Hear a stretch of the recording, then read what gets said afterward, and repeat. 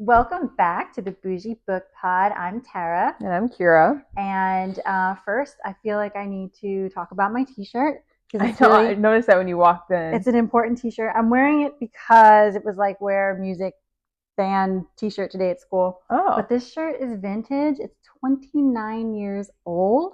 Dang. I got it in 1996 when I went to go see No Doubt at Jones Beach. I was about to say something and I kept my mouth shut. Yeah. What? I was about to say, that's a year younger than me. Yeah, I know. Yeah. Okay. But for those of you who are just listening, I am wearing an old school No Doubt t-shirt, and it's made me very happy today. I haven't worn this out in public in 29 years.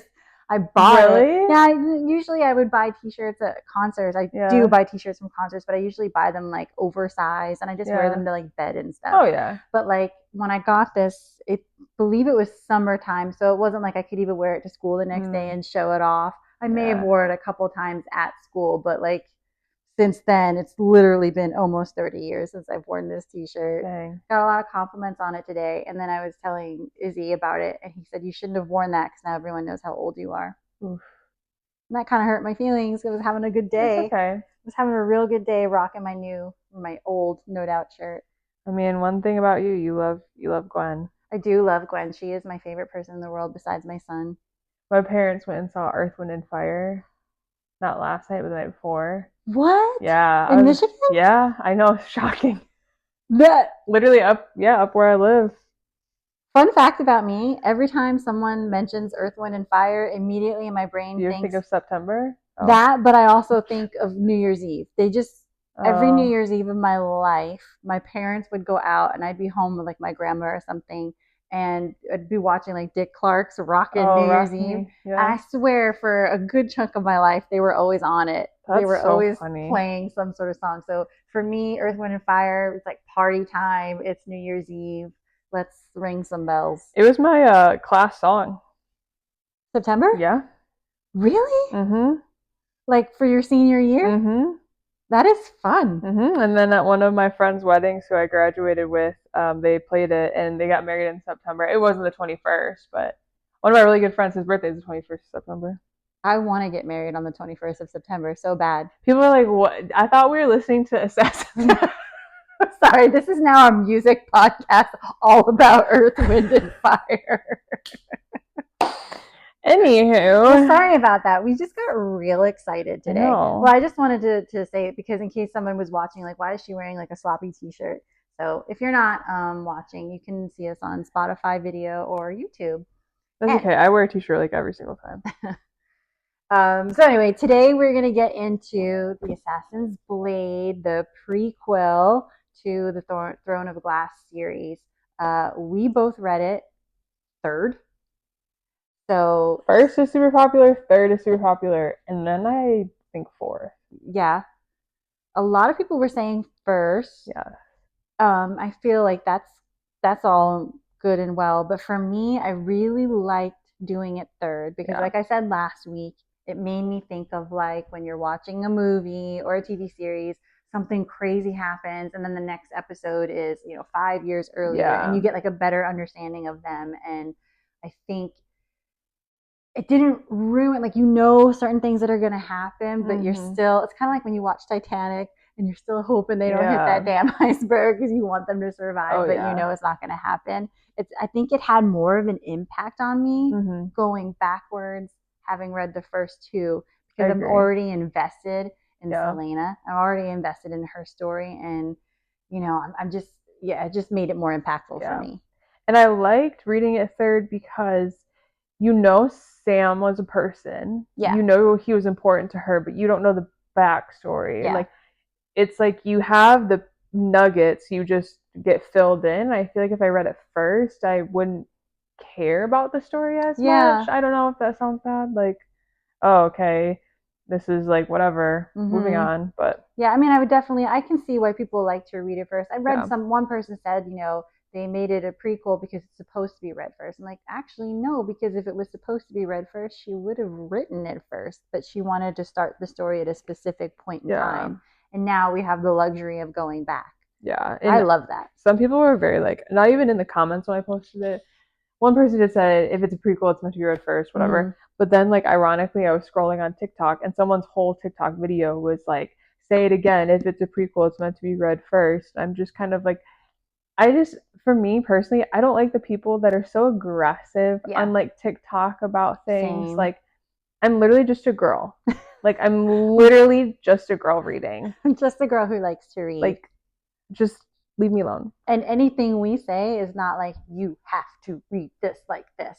I think read it however you want to. People call it like, what is it? Fourth? People say is the romantic version. Like, they have like titles. Like, if you want the romantic version, read it this way. Or I don't know. Someone commented was like, a friend suggested fourth, and they called it the romantic version. And she put like a little screenshot of it. I don't know. Interesting. Well, we read it third. Liked it that way. However you did it or will do it is up to you, and God bless. Mm-hmm. So let's get into it. So Assassin's Blade, as we said, is a prequel of the Throne of Glass series. So it's following Celaena before the events of Throne of Glass, and it explains her early days as Adarlan's most feared assassin, her mentorship under Arobynn, and her relationship with this elusive character, Sam, that she talked about in the first two books. I think this one actually is essential. Yeah. I think reading this book helps you understand her so much more, puts more depth and gravity into her trauma. And like later on, Empire of Storms and maybe Kingdom of Ash, you wouldn't understand some parts. Really? Okay, I'm not there yet. I just literally started the tandem. I started the first few pages. Good memories. Yeah. So I will say, like, you would just kind of be like, huh? And I just started the tandem, and so I'm waiting for certain people that I read in here to pop back up. Like, it is, I feel like it is time. I think things are like, like certain characters and stories are coming together. Like, I like to imagine them like all on a map, and I feel like they're getting closer and closer and closer together. That's a great way to say it. Okay. That's how I was picturing it in my head. Like, these people are here, these people are here, and they're all like about to converge here. Yep. So we have here to think of this book as like the emotional foundation of her arc. It sets up a lot of things that are happening in her life, and they come back in the other stories. So I had to go back because there's, like you said, the 5 novellas. Mm-hmm. I could think of 3. And you know why? Because the 2 of them I was putting together because they kind of connect. Yeah. Well, they all connect. I mean, they all connect, but I was putting them together. So before we even dive into it, my question to you is, what one was your favorite?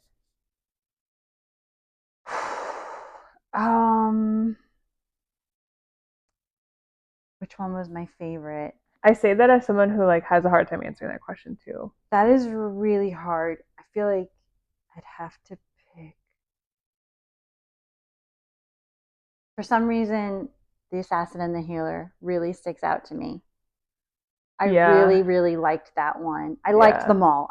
And it's funny because as I started this, I was having a little trepidation because of the last time I read like a little novella by Sarah J. Maas. And I was wondering, am I going to be as let down as like the Starlight, you know? But immediately I was in. Yeah. Immediately I was in, and I liked that it was like these chunks of stories of like, okay, this is when she was here, this is when she was here. So but they all like flowed beautifully. They all flowed beautifully together, but they were set up like, okay, now we're moving on to this. Like this part ended, and guess what? It gets worse. Mm-hmm. So I would say I'm tossed between the Healer, but then also when her and Sam are working together. Yeah, which is interesting because I'm pretty sure that's the Underworld. Underworld and Empire to me kind of blend together. Yes. So I want to say that Underworld would be also my favorite, but then I don't like what happens. That was really heartbreaking, even though I knew it was coming. Yeah. But see, I also like the desert one too. I was gonna say mine is Healer or Desert. I really did like the desert one. I liked the desert one too. So we'll get into it. Let's just start talking about all of them instead of saying what we liked. So again, as always, spoilers, spoilers, spoilers. We're assuming you are here because you read the book and you want to hear more about it. Not because you like Earth, Wind, and Fire, no doubt. Oh yeah, but kudos to you if you do. So the first story is The Assassin and the Pirate Lord. So this is what, like 2-3 years before we meet her in Throne of Glass. She's like 17 at this point. Yeah, she's super, super young here. Yeah, she's a baby. She's a baby assassin. And her and a fellow assassin, Sam, are sent on a mission by Arobynn to deliver a group of slaves to this pirate lord named Rolf. That's what I say. Yeah. And this whole time, Celaena is kind of a little confused as to why Arobynn would send her and Sam, who are like his best assassins, on a mission like this. It didn't quite make sense to her because it seemed like a very like any other assassin could have done this.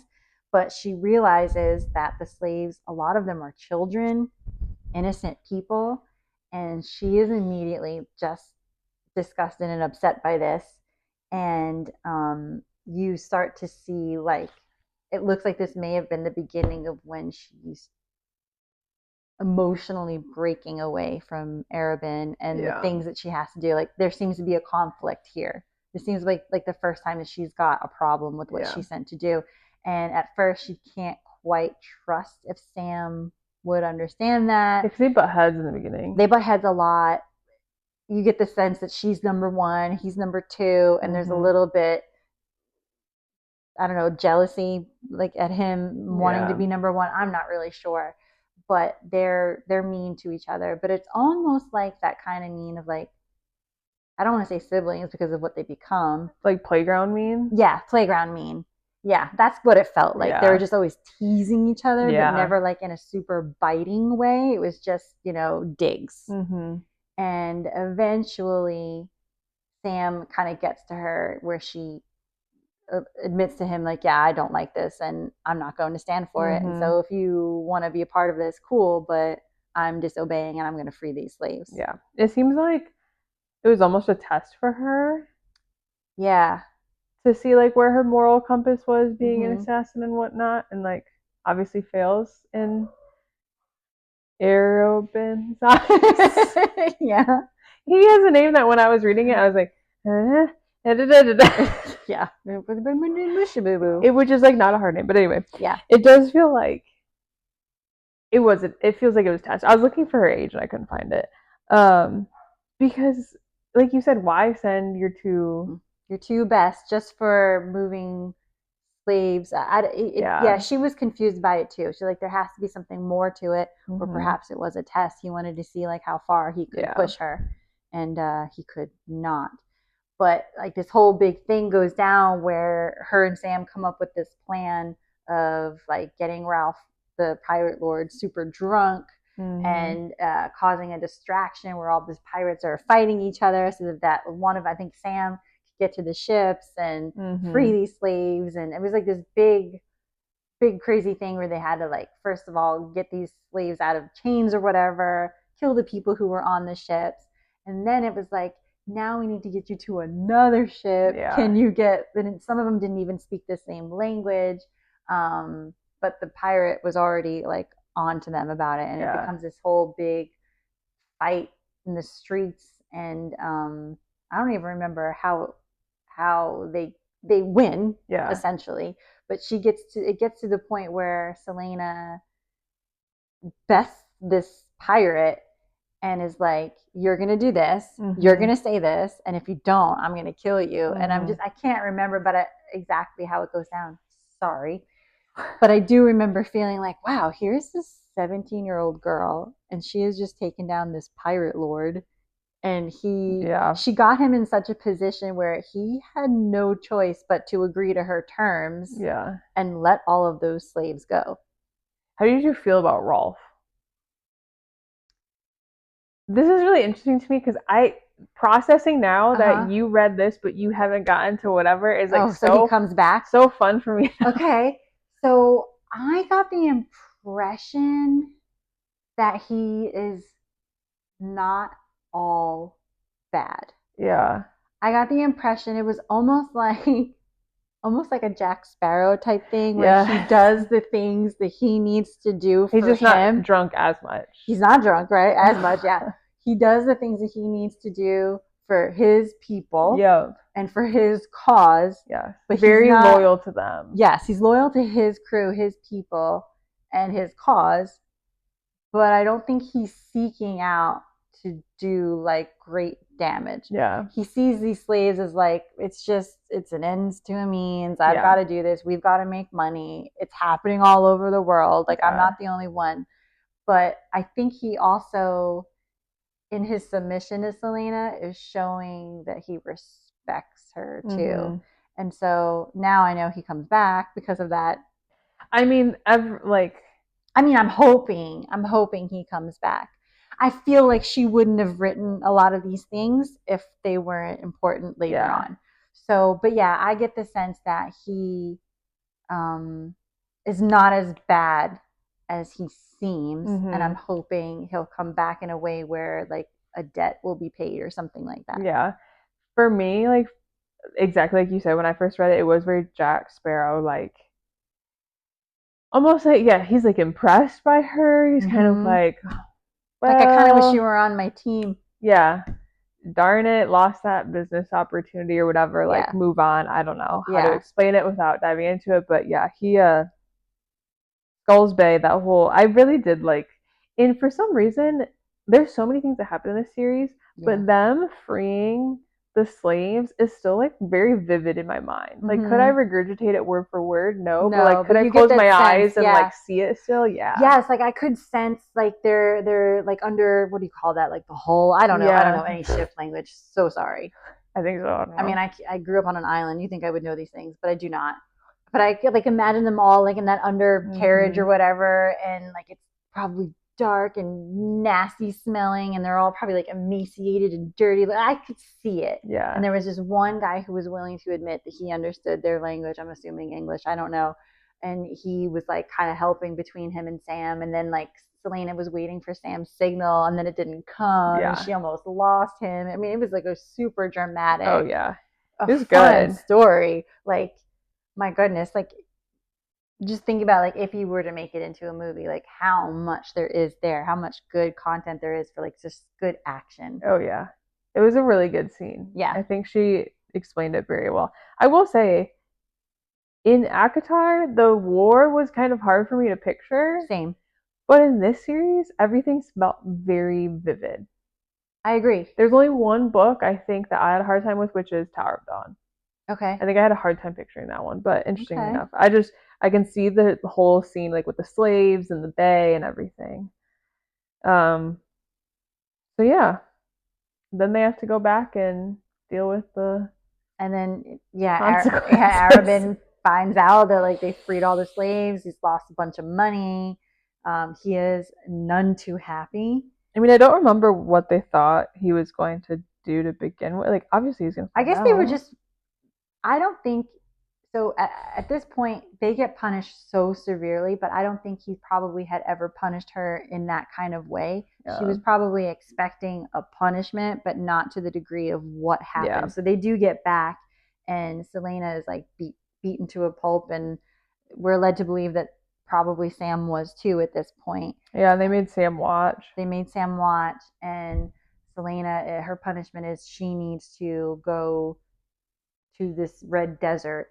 But before that, your second story is the assassin and the healer, and that's like the story of her on her way to the desert, and she stops at this tavern. So she's like all bruised up, and she's just kind of trying to keep to herself, and she's got her hood on, and she's do you remember the name of the place where they I was just thinking when she gets to like, is it Inish? I think is that the town? Oh, I think so. Let me go. I have Wiki up. Okay, great. Well, she gets to this small ass town, and she kind of describes it as just like a slum. Yeah. You know, like it's just a place to pass through. And she's at this tavern, and you're also describing this tavern as like seedy and just nasty. She doesn't trust the things that are being great. She doesn't trust the things that are being served, but she notices this barmaid.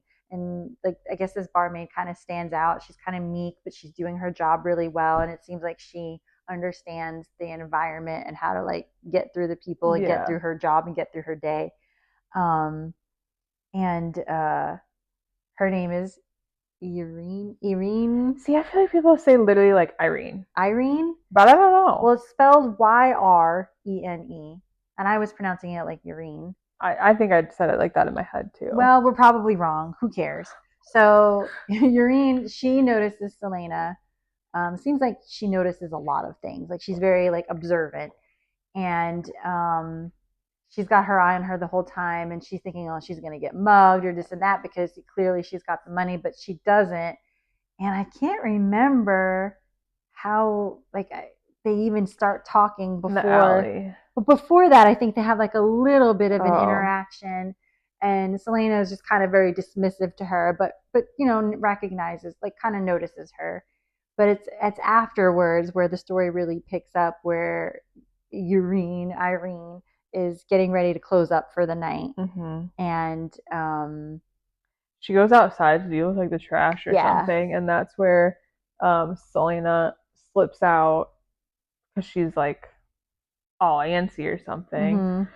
Goes out there and finds them attacking Irene, trying to get like money from her or something, and that's when she handles all 4 men, and then Irene's like, holy shit, can you teach me how to do that? Because like I get these like disgusting guys all the time. And I love that instead of her being like, oh my god, she's like, how do you do that? Yeah, you know, like immediately she's like, help me, teach me.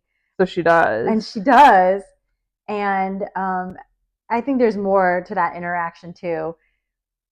They have a little bit of a discussion, and Irene tells her about how, like, because she's like, Celaena's like, how did you even end up here? And she tells her that, you know, like everything that happened when the magic was gone, and her mom, and how she wanted to be a healer, and that her goal was to try to just save enough money so that she can get to this other place so that she can become a healer. Celaena has a spot where she's bleeding on her arm afterwards, and Irene offers to like deal with it. There you go. And so she says, like, talks about what was on the blade or something, and talks about her mom was a healer or whatever, and then they get into the conversation of what she's doing. And my favorite part is that the end of that story is that Irene goes back to her little crummy room and I picture Harry Potter. Yeah, like a cupboard. Yeah. And there's like a little bag of gold there, and it's just the amount that she needs to get to wherever she was going and to start her journey to Antica.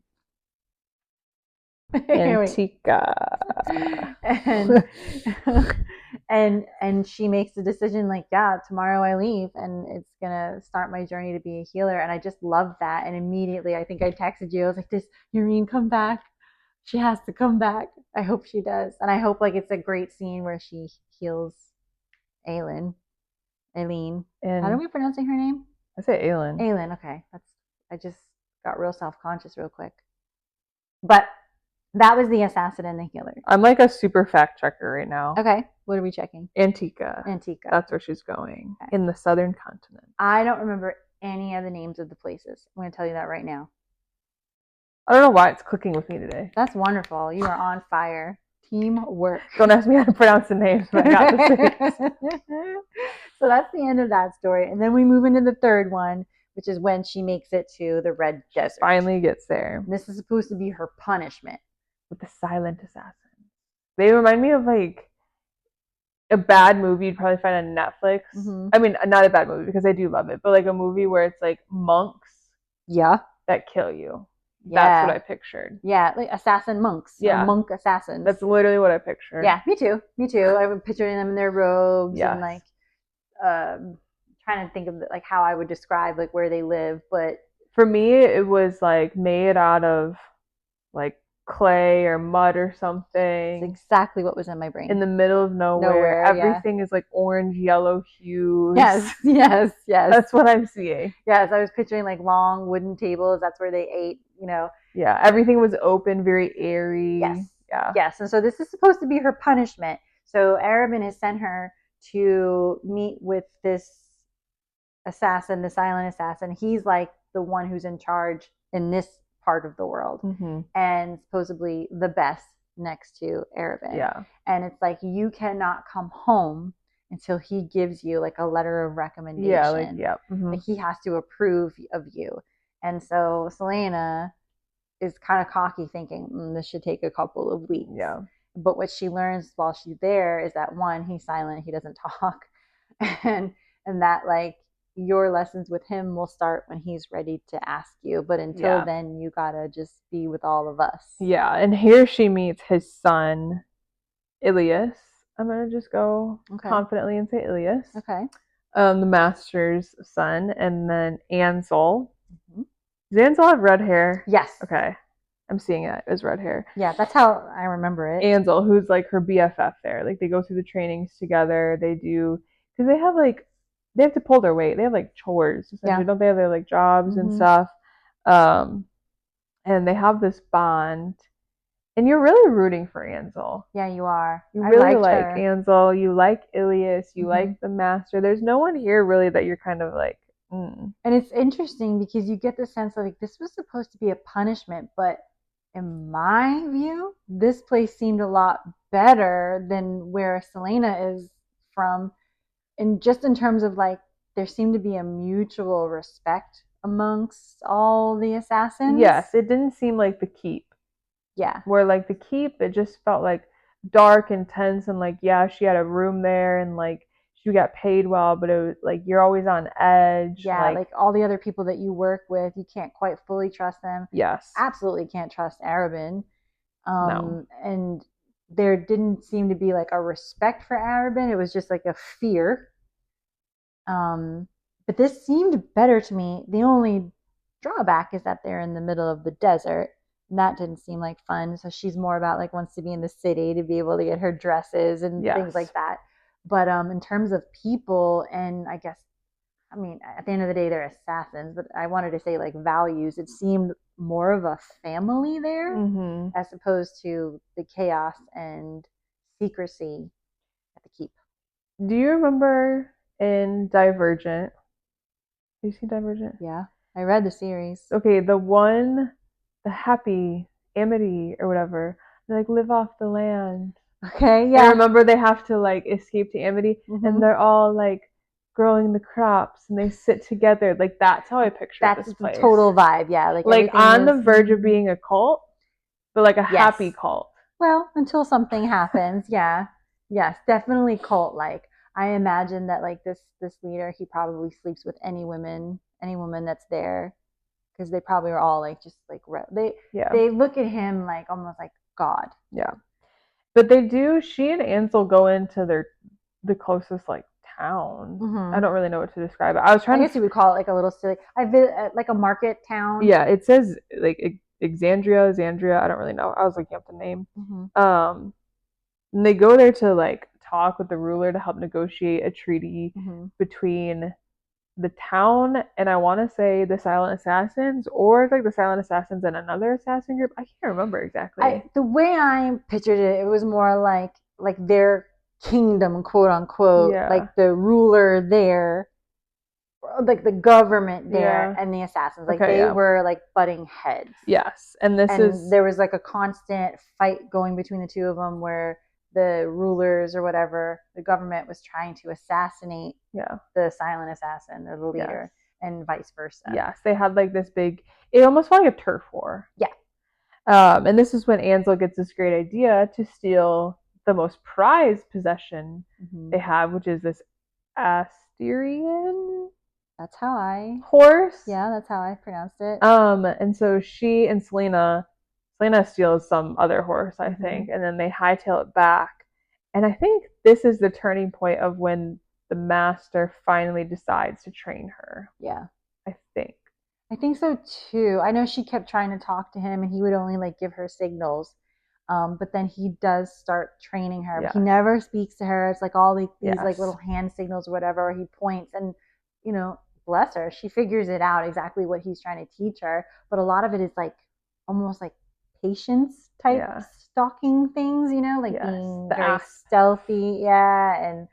And you get the sense that Ansel's getting a little jealous of this because she had mentioned that she had been there for years and she's still waiting for her invitation to train with him. And she's just kind of like, and you're with him every night. And I honestly don't remember what happens between that and then like the big end scene. So I'm just gonna dive into it unless there is more. Yeah, let's just dive into the end there. Ansel ends up betraying them. Big time. To the government or whatever we're calling the them. people they're having their turf war with. Yeah. So the Mute Master is under attack. Celaena saves his life. And the scene that I remember vividly. Well, wait a second. Back it up. Because something happens where Celaena gets upset and Ansel and her have a little bit of a fight. Yes. Ansel's like, you're super selfish. You want this and that. And then she leaves her a note basically like, you should just go. We don't want you here. Oh, yeah. She did give her a heads up. Like you're going to get kicked out or something like that. And so Celaena's on her way out. But on her way out, because she's taking her sweet ass time because she doesn't have this letter. Yeah. Or she thinks she has a letter. That's right, because the letter said, here's your recommendation from him. And it's like in a scroll thing and it can't be open. And Celaena's just wondering, like, did he give me the recommendation? Should I open it? But then if I open it, does it make it invalid? So she's kind of like stuck there. And then on that way, she notices the people from the village or whatever coming. And she's thinking, is there about to be an ambush? Yeah. And that's when she turns around. Yeah. And then she saves Mute Master. I don't remember if she saves Ilias or I feel like he witnesses it or something. Yeah. I picture him there. And then she comes face to face with Ansel. Yeah. And she is retreating, or Ansel's getting away because she's obviously going to leave on the horse. And she tells her, I'm going to shoot this arrow in 20 seconds or something. You have 20, I want to say something like that, seconds. And she waits and shoots it at like 22 seconds or something. So it doesn't hit Ansel. She attempts it.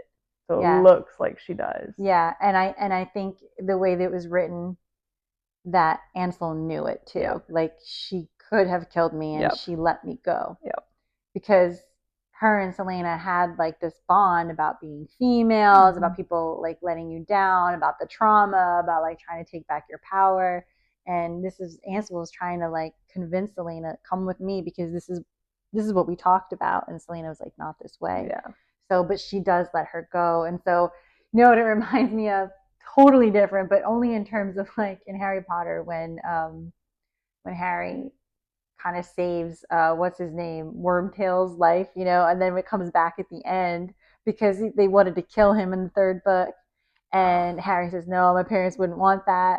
Yeah. But then like towards the end, Wormtail ends up saving Harry's life because like there was like a debt that needed to be paid, like he remembered. And so like I'm wondering if that will come back where Ansel is in a position to pay a debt. I feel like Celaena is racking up a lot of you owe me's, a lot of IOUs from other people. That's how it feels to me. And so that's why this one stood out to me as well. So it's like Yrene and Ansel. I'm like, somehow they're going to come back, and I feel like they're going to do something helpful, I hope, and not betray. What do you think Rolf's going to do if he comes back? I'm hoping that he's going to do something helpful too. I've got high hopes. But does he owe her? He does not owe her. That's the interesting thing with him. She owes him, I feel. Yeah. She owes him. So I'm a little nervous about that one, but I've got high hopes. I am a positive girl today. Okay, so I'm not gonna lie to you. The 4th and the 5th, they blend. They're the same in my head. Yes. Like it's just so continuous of a story because like the setting doesn't change. Because you can argue Healer and Desert are like a continuous story, but to me the setting changes like anyway. More of the story is I'm gonna have to just go through these two, I think, like, go for it. As a whole. I don't think I can separate them unless I literally go back to my iPad and look. That's fine. Okay. So she finally goes back. She's got her approval from the master because she saves his life. Sends. Not only that, the master is so impressed with her that he basically asks her, like, why are you even still with Arobynn? Like, offers her a spot. And he said, you can stay here. And she said, yeah, but I still owe Arobynn. I have to buy my freedom. Yeah, for all the slaves. Gives her a chest full of, I imagine, like gold. Yeah. It was like, here it is. So you make the choice. Yeah. Like, either you come to me or you're free, but you've earned it. And instead of her just going straight to him and being like, I'm free, bitch, she keeps that like in her very big back pocket. Yeah, and she's slow, like she's playing the long game. Yeah. In the last two, she buys a place. So she has a place where she can go afterwards, like transition to whatever. And so she goes back. She has this debt she has to pay. This is when she and Sam ramp up their love story. Yes. Which people really love Sam. And I feel for him.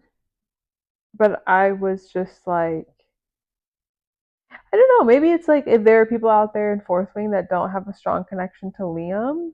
And I feel strongly about Liam. Like, I feel like it's kind of... Oh, that's how you are with Sam? Yeah, I'm just kind of like, I feel for you, Sam, but like, I know there are other men.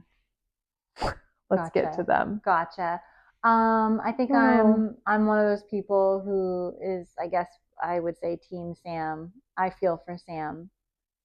He's her first real love. Yeah. And also, I think what makes him special to me is that phrase that he gave her, like, I am Sam Cortland and I am not afraid. And she kept, and it was just like something that she kept with her. And I feel like that love, that relationship she had with him is something that kept her human, if that makes sense. Because she went through a lot of things and she had to be really brutal. And I think when you are that brutal, you do lose your humanity. Yeah. And I think that tether that she was able to keep to him and his memory is what enabled her to keep going. And so that's special to me. I think for me, I needed more time with Sam to feel that or maybe way. You already knew that he was gonna... No, maybe I did have that wall. You put up that wall immediately. Instead of me, I'm like, please don't die, please don't die. Yeah, because you think about it, and like, this book isn't crazy long for a fantasy. 453 pages, 5 stories, and he's not in 2 of them. Yeah. So I don't know, maybe it was. Yeah. But you could be very right that I like knew what was going to happen to him, so I was like, Yeah. But anyway, so they blossom their love, and they come up with the plan. Like, she has enough money to buy both of their freedoms. That sounds so weird to say. Freedom for both of them. There you go. I don't know, that sounded weird. And so they have this grand plan. It's, it's going to be their happily ever after, which obviously is going to come crashing down. And then this is when Arobynn starts to kind of try to show Celaena why she shouldn't leave. I'm trying, and it's not bribe, it's, I don't know. It felt like a threat to me. Yeah, like it's not going to be easy for you. I'm not going to make it easier for you. But I think he also tries to play with her mind in terms of, you can't leave this life. You like this life. Yes, it's like the you can't leave me. And I think you see it in like almost some psychological thrillers where it's like, you're nothing without me. You can't leave me. Here's a pretty dress. Yeah. Like, it was just twisted. Yeah. Like, well, he also shouldn't leave. Has these really special like assassin uniforms made for them. Sam has to pay for his own, but Arobynn's like, I got you. Yeah. Like, I made this special for you. There's a tension between the two of them. And it's weird to me because in my mind, I was picturing him like a much older man. But then I think when we get to the next book, is the next one Heir of Fire? She describes him, and I think he's like in his 30s. And I'm thinking, well, of course she would think he's old because she's only 19 or something. But he obviously was a grown man when he found her as a child. but there seems to be some sort of like sexual tension sometimes, like the way he talks to her or touches her as she's become like a woman. It makes me uncomfy. Oh yeah, it makes me very uncomfy because sometimes I think it confuses Celaena too. Like, do I like this? Yeah. And I think that's a part of the tether of her and him, of like, he's not a father, but he's almost like a father figure, but he's also something more. It's like, it's a very twisted, weird relationship. Yeah. But she's also really good at being an assassin, and I think she likes the notoriety she gets, the power she has, and a lot of that is attached to him. So I think in this end of the book, she wants to be away, but I think sometimes she's like, oh, but then I'm not going to get to go to this. And it's how she was raised. Like, she doesn't. It's all she knows. Yeah. Pretty much. It is. So it's like, you kind of feel for her. It's like hard to be like, oh, I'm going to just go start fresh, where her upbringing was obviously like she lost her family, and then this is the only family she's ever known. But yeah. So you've ever watched any of the Marvel movies? Okay, well, it kind of reminds me of like Gamora and her sister. I don't know why I'm blanking on her now, but like Thanos has these two adopted daughters, and I say adopted very loosely, like he takes them, right? Yeah. But they grow with him, and so there is like, they have a little bit of a care for him, but he's a bad guy. And so like there were scenes like taking him down where they were very torn about it. Like, they I have to take this guy down, but he's also like a father to me. So I imagine sounds like this. That's what it reminded me of. Yeah. So she does walk away. She does. He doesn't make it easy. He beats Sam nearly to death. That's like their punishment. It takes every ounce of money pretty much that she had left. So they do have their freedom, and they are in her apartment, but now they've got pretty much no money to live off of. Yeah. And Arobynn's kind of blackballed the two of them from being assassins for anybody else. Yeah. And Sam like tries to get money by going to this like pit. I think of it as a pit and like a dungy bar thing, like beating people literally to earn money, which of course pisses her off. But yeah, they can't do the luxurious stuff that she used to do, and the dresses and all that stuff.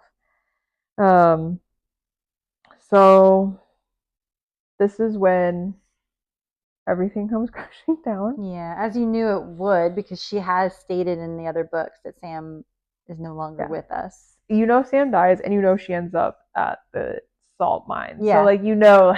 Yeah, you know something real bad is coming.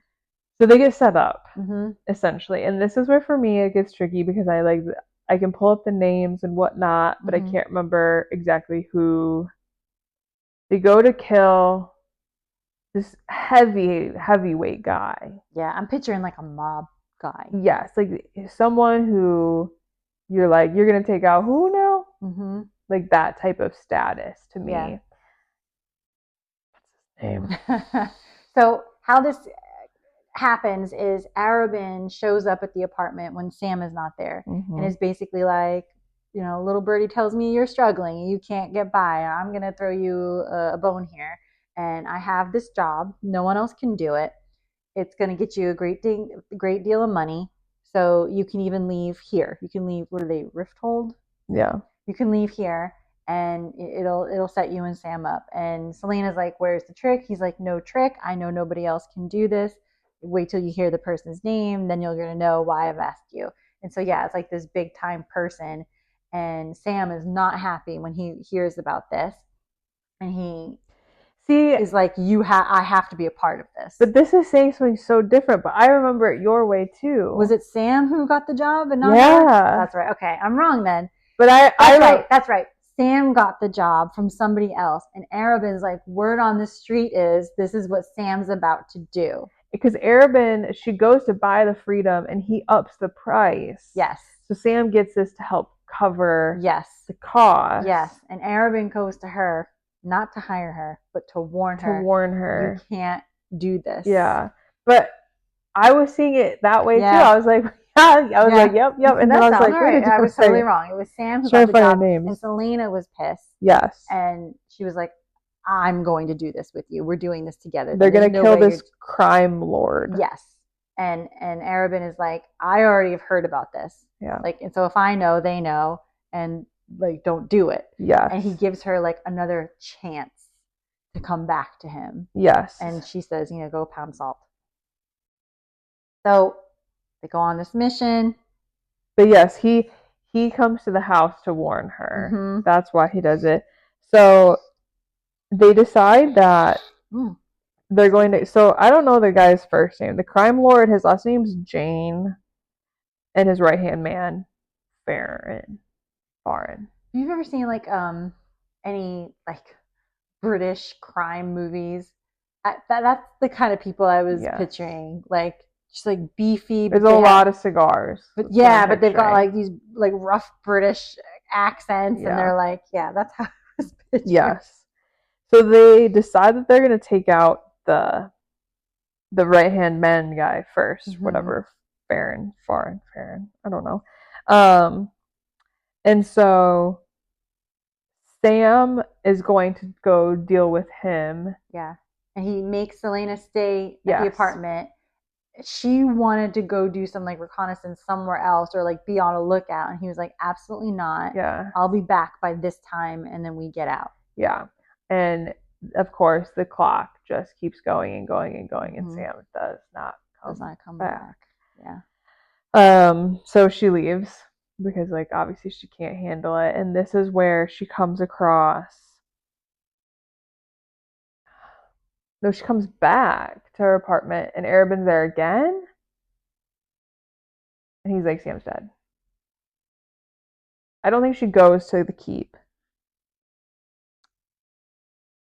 She goes to different places and then she comes back to the apartment to wait. She barely sleeps. She looks again the next morning and then comes back and finds Arobynn there. Mm-hmm. And she wants to see the body. Arobynn says no. They go to the keep and he shows her Sam. And he is brutalized. Yeah. I don't know how to describe it. Like a checkerboard. Basically, the way she talks about it is like you could barely even recognize him. Yeah. And she is absolutely gutted. Yeah. And she has a mentee bee, I believe. Yeah. And then she does. She stays there. She stays there in her old room. She doesn't leave the room. But outside of her room, I think the next day, she overhears someone talking about like getting justice for Sam and going to this specific place. That's where these two guys will be. And it sounds like they meant for her to hear it. Mm-hmm. And she thinks about that for a second, but she is so overcome with her grief and her anger that she ignores that little red flag in her head and she heads to that direction. Yes. This says it's Arobynn discussing. Okay. And I do remember that she's locked in the room and she has to escape. Yes. And like on her way to this house or wherever, one of those other assassins is like trying to stop her. Mm-hmm. But she's thinking like not for good reasons. Yeah. But it turns out he was actually like trying to warn her. I don't remember who that was. Well, he comes up again because Lysandra, I don't know if we ever talked about her. I think we did. Did we talk about Lysandra? Did she come up in any of the books? No, I guess she only came up in this one. So Lysandra is another character. And she is like a girl in training to be a woman of the night. That's exactly what I was going to say. A woman of the night. And her and Celaena are constantly butting heads. They do not like each other. Celaena thinks she's better because she's an assassin, and here's this girl who's just going to sell her body. And she's always at the keep. She's always on. She's always Arobynn's there because she's arm. Like the madam who runs it all. She's like this woman's like girl in waiting, or like her number one, her number two, whatever. And so you get the sense that she's going to be someone that they're going to be very profitable with. she hasn't started her business yet. Yeah. She's going to have like this coming out party where all these men are going to get to bid on her. And Arobynn takes the exact amount that Celaena gave for her and Sam's freedom. Mm-hmm. And he gives it to Lysandra and he buys her so he can take her for the first time, which is super gross. Wesley. That comes back later because it turns out Wesley and Lysandra were pretty close. Yeah. But anyway, so he tries to stop Celaena. She does not listen. I think she knocks him out or she just keeps running. I don't know. She gets there and it's a huge, big setup. She cannot beat these men. She gets beat within an inch of her life. And at the time, like the way she was describing it is like, this must have been what they did to Sam. And she's just thinking about that. And then they put her like in a prison in the basement or something like that. And she's just waiting for Arobynn to come get her, come save her. And he never does. Yep. She slams the end of her dagger into his head. Yeah, she knocks him out. She knocks him out. I thought so.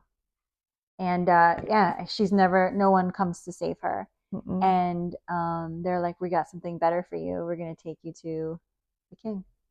Yep. We're going to deliver the assassin to the king. And that's when she goes to court. Mm-hmm. And again, she's just waiting. When is Arobynn going to step in here? Yeah, when is he going to save me? Blah, blah, blah. When she goes to court, she like doesn't say anything until the end. Mm-hmm. They give her 9 life sentences at the salt mines. And I believe it's when she's on the picture like a wagon that they took out west. Yes. When she's on that is when she sees Arobynn talking to someone. Mm-hmm. I don't remember who. And that's when I think she starts to piece together what happened to her and how she was set up. Yeah, by Arobynn. He does. I mean, he could have stopped it. Oh yeah, and he didn't, and she recognizes that.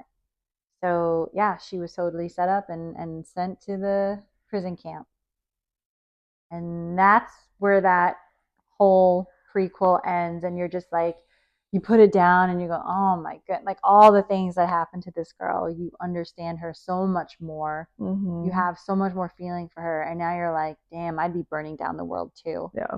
And then just like you said, you're waiting for, like, okay, obviously Sam's not going to come back up, but like, where are these other pieces going to fall in the series? And then it also makes sense why she keeps, especially men, at arm's length. Yeah.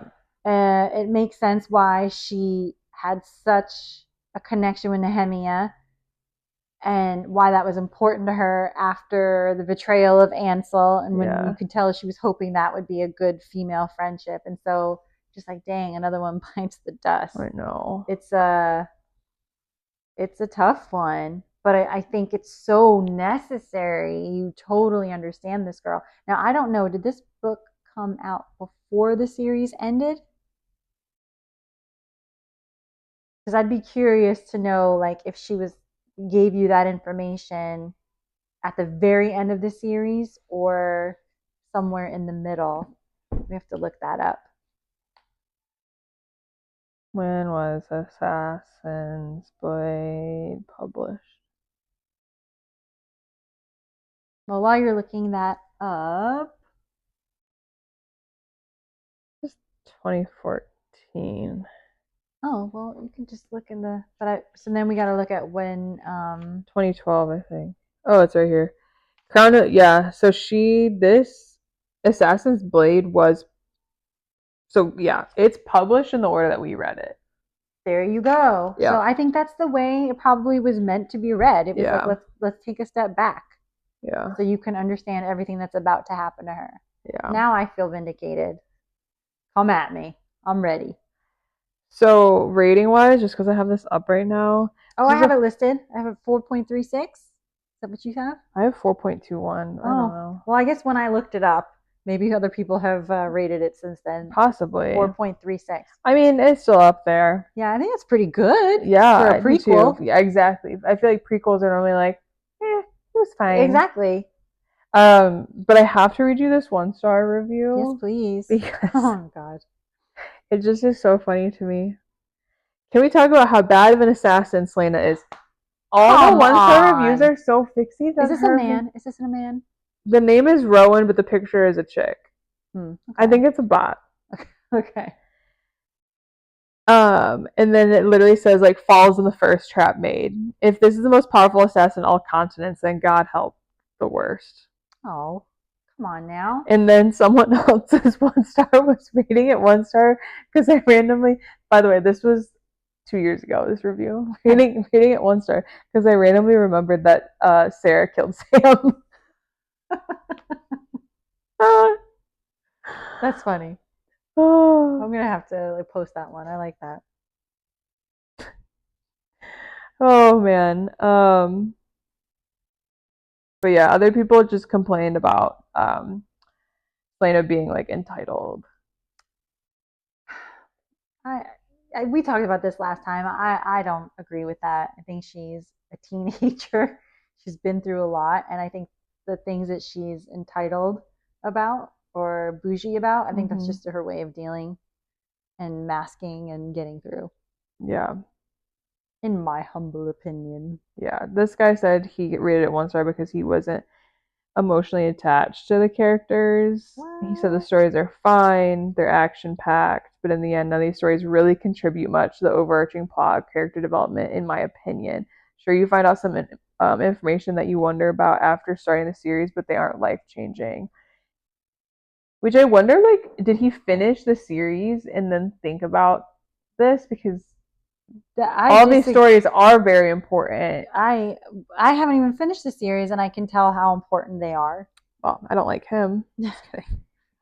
You're entitled to your opinion. That's away fine. He goes. Away he goes. So we've got a lot of questions here, but let's just skip some of them. I just want to ask one question about Arobynn. Okay. How do we feel about him? Is he like a master villain, or do you think he ever truly cared about Celaena?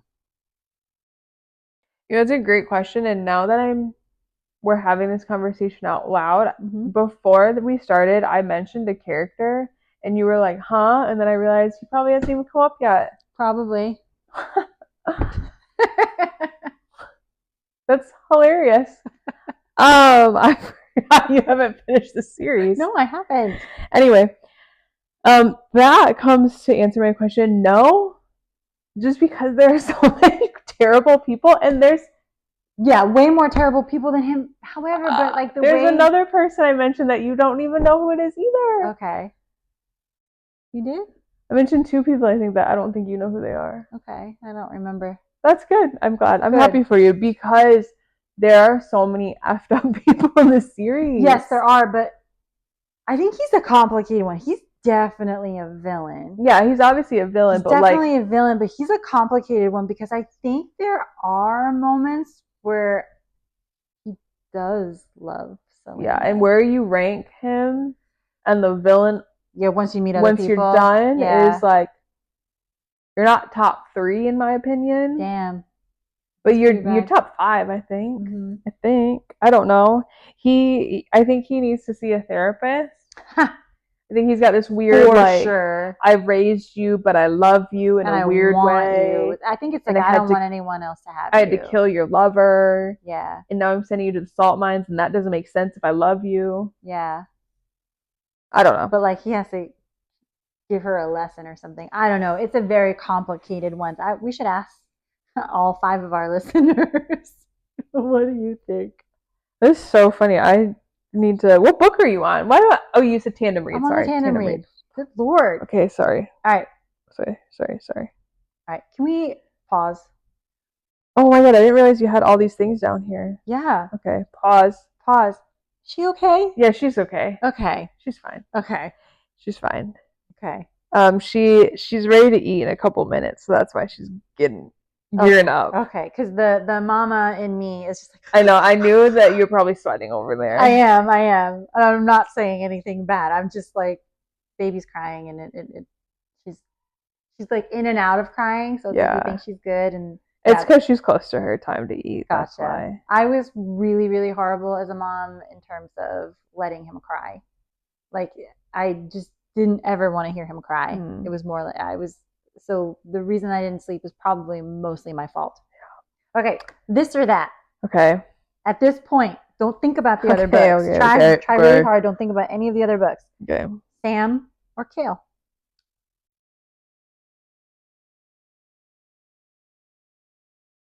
I'll go Sam. Same. Because I want to say if he would have lived, he would have been great for her. Yeah. And yeah, he made a couple mistakes, but like Cale's made. And then also, I think Cale was a little conditional with his love. Yeah, I don't think Cale knows himself. He didn't accept Celaena for all that she is and who she is, especially like. Oh, you're an assassin? Oh, you kill people? Yeah. All right. Pirate Lord Ralph or Arobynn? I think this is easy. Ralph? Yeah, for sure. Oh, yeah. Red Desert or Endivere? See, because. Are you saying what do I prefer or what would be worse? Like being the. Yeah, I would rather be cold. You'd rather be cold than in the hot. desert? I live in, which is interesting because I know you're from the north too. Yeah. I melt in these summers. Yeah. And like I hate them, but I don't have that hate for a Michigan winter. So I have to go cold over heat. Michigan winter is definitely worse than a Long Island, New York winter. Yeah. However, I would always choose the cold too, because in my view, you can get warmer. You can put on more clothes and get comfy cozy. I can't like continue to take unless you're naked, and then at some point, it's not even good. Yeah. So yeah, okay. The Silent Assassins or the Assassins Guild? I just said I hate the heat, but I have to go Silent Assassins because of what we talked about. Like they're more like family, community.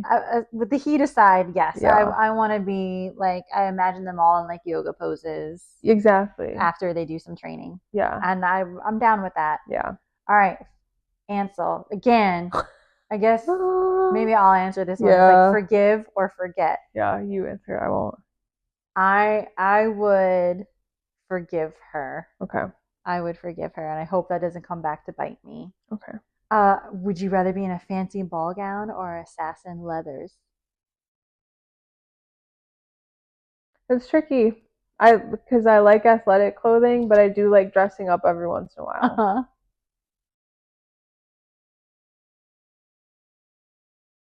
I'll go the assassin leathers though. Me too. I was torn on this because I've been saying for a long time that I wish I had a kind of life where I get to go to a ball and wear a gown. But I think there's something really powerful about I'm in like these assassin leathers and I can kick ass. So the next one is serving looks or serving justice. Why can't we have both on that one? Because do I want to go out and kill people? No. Do I like to see justice being served? Yes. So it's hard for me to say serving justice because I don't want to do it. I'm going to say right now, I'm going to pick serving justice. I would love to feel the power of being a badass assassin. I thought you were going to say something so effed up. Like I would love to feel the power of like killing someone. I was like, oh my god. Oh no. But like no, but I wouldn't want to kill people, but I would want to be able to show them that I could kill you. Like I am strong enough that I could. I'd like that. I don't know what that says about me, but okay. Keep your thoughts to yourself. Okay. Are you serving looks then? I'm thinking about it, I guess. You gotta flip your hair when you say that. Well, because I don't want to admit that I'd want to like be an assassin because I don't think I can do it. I don't want to kill people. I just want to have the ability to beat people up. I want people to be intimidated by my strength. Okay. I'm still going to go looks, I think. Okay. Sneaking into a fortress or blowing it up? I'd rather just blow it up and watch it from the outside. Easy. Stealth mode or drama? I would say drama. I would say stealth mode. Again, drama. I'm feeling very like I want to be badass. Celaena's sass or her sword skills? I would say sword skills. Me too. Sometimes I think her mouth is a little too much. Yeah. Yeah, I agree with that. Okay. Their cozy apartment or the royal castle life? I'm a royal castle life person, I think. Yeah. I don't like limited space. See, I didn't picture her apartment as a limited. I was picturing it more like a loft. Okay, yeah. No, I did see the loft thing. I think I need to be able to go somewhere and have my own space. Mm-hmm. So the castle, I feel like I could go somewhere and people wouldn't find me. I'm going to choose the cozy apartment. I like that she made it her own. And then we've already answered this one, the last one. Assassin's Blade first or after? After, yeah, me too.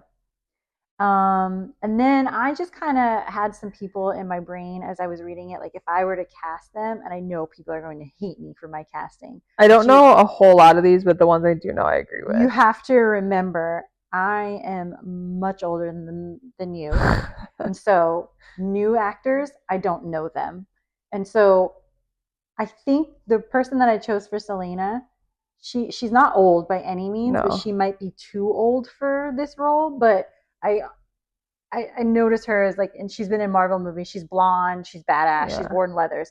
Florence Pugh, she's in the newest Marvel movie. Her hair has been cut really short, but she played like an assassin character in that, and I just think she'd be really good at that. And then for Sam Cortland, I put Patrick Schwarzenegger because he's really cute and like he looks sweet and innocent. Yeah, I see it. But I bet you he could be. I see it.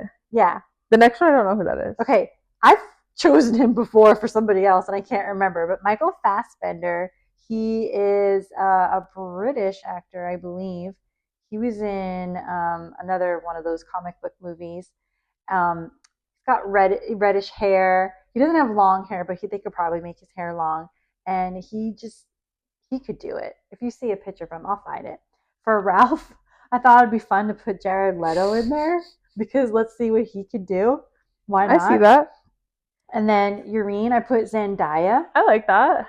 And then for Ansel, I actually had to look this girl up. Her name is Sadie Sink. I don't know who that is. Do you know who she is? She is from Stranger Things. She's red hair. I don't know if you've ever seen it, but she was in Stranger Things.